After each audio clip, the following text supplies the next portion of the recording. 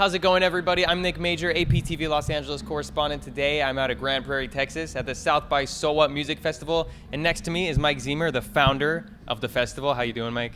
I am great. Good. Almost as great as that beard, I hope. Because Great, yeah. So Exhausted.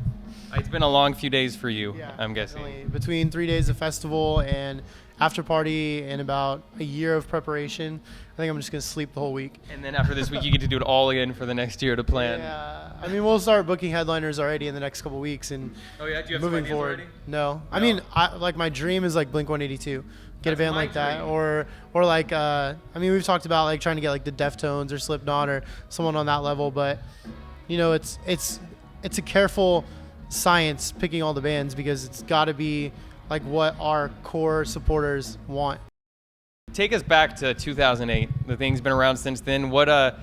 And take us back to how you got to that point in your career. You were booking stuff before? Yeah, I started booking stuff when I was 18.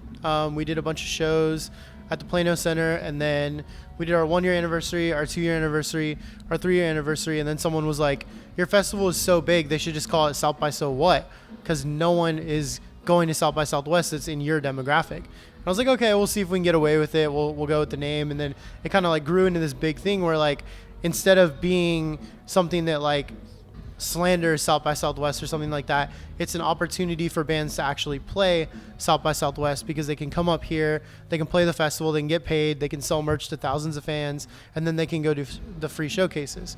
So all the agents are like, oh, we need to get our band on that festival so they can go down to South by, and it's become like, you know, obviously a big 3-day event.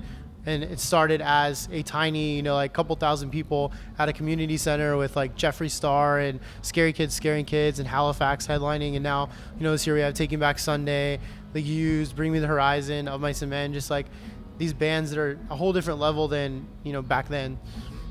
So when did it get to that point to where it could stop, or when it was too big for just a 1 day festival? Because you guys, was it 2 days for a bit? And then did it go to 3 days, or did it always go from In the spring, it's always been 1 day. But we did a fall one that was 2 days. We were competing with a bunch of stuff, and it didn't go the way we wanted it to. So we're like, okay, we're going to stick to spring, but we want to make it a bigger event. Like, we want it to be the one thing that people from all over the world fly into for this demographic. I mean, Warped Tour goes all over the world. You know, it's a tour just like any other tour, but a lot more bands. And for us, having something that is big enough to have that worldwide, you know, notoriety is awesome. And I never thought that would happen. Like the first time we sold a ticket out of state, I freaked out. And then, you know, a few years later, it's like, oh, we sold a ticket in Mexico and one in Canada. And then, yeah, well, we reunited this band called Terminal, and this girl goes, oh, my parents are flying us in from Germany for the Terminal show. I was like, holy crap. And, you know, this year it's like, okay, we hung out with these 2 guys from Scotland that flew in. There's people from Australia, Mexico, Chile, like all these places, and it's like unreal to me. And then so what about the future of this? Do you think it's next year? Is it going to be in the same place, are you thinking? Because it didn't used to always be here. It's kind of been growing into this location. This location has a capacity of 10,000 people. We haven't reached that yet. There's really not a better venue. It's either, it can't be indoor. It's too big for that. There's not enough open space. And I mean, there's like amphitheaters and things like that have assigned seating. Kids don't want that. They want to be, you know, up as close as they can. So it's either this or we kind of build it in a field. And when you have all the built-in facilities and concession stands and just things that, like, you know, if it's raining, you can go under the underhang or overhang or whatever, and they have the suites and you can get a cool view and things like that. So I don't think that we would move it. I think it's kind of like how the name is catchy to it. It's kind of like its own signature thing. How like, So What takes place in a baseball field.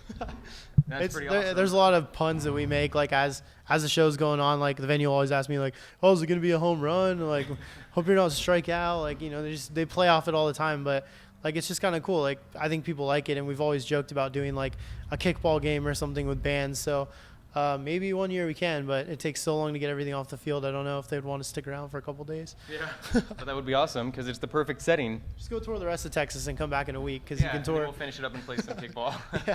So what makes this festival stand out? Because it keeps getting bigger and bigger. So what is it about it that you're doing right? I think it's just the way we approach it. Like, we ask the fans who they want to see. We listen to who they want to see.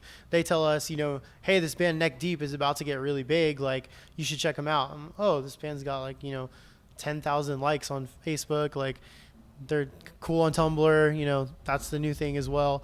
But then you see the band explode from the point of booking them, and then 9 months later, the festival, and you're like, damn, this is like one of our like almost headliners for this stage now, because they've grown so much. They're selling out their tour, and that happens a lot. Like bands like We Butter the Bread with Butter, Asking Alexandria, like all these bands that have like just been requested by kids. Like I was told once, you know, Asking Alexandria is going to headline your festival one day, and I was like, what? That band, they're like opening all the tours that come through, and then, you know, the next year they headlined it. And it's like the kids know, like they're the ones that, you know, go to school, talk to people about music. They go to Hot Topic. They, you know, read AP every single day, and they just know who's going to be big. And so we talk to them, and they tell us, and it's kind of like their festival, and we make them a part of it. And they help us, you know, with promoting and flyers and online contests and just like cool like interaction that I don't see with most other festivals. I mean, a lot of them do contests and things like that, but you don't feel like a part of it. You're just entering to win, you know?